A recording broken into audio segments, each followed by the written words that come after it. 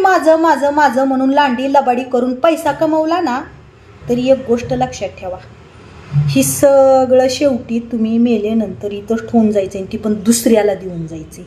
तुम्ही सोबत काही नेणार नाही. अहो बाकीचं लांबच राहिलं, तुम्ही मेल्यानंतर तुम्हाला जी 4 खांदेकरी असतात ना, ती सुद्धा भावकीची असतात. आणि तेवढंच नाही, तुम्ही मेल्यानंतर तुम्ही मोठा बंगला गाडी सगळं कमवलं ना, तर तुम्हाला त्या बंगल्यात कोणीही जाळणार नाही.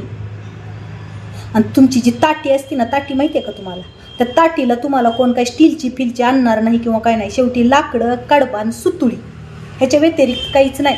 आयुष्यभर कुत्र्यासारखं पळताय, स्वतःच्या पोटाला खात नाही, धावपळ करताय का मला कमवायचं मला कमवायचं. तुम्ही मग किती जरी कमवलं ना, तर तुम्हाला एक उदाहरण सांगते. श्रीदेवीला थोडी प्रॉपर्टी नव्हती हो, पण ती मेल्यानंतर तिला कुठं जाळलं, स्मशानभूमीत.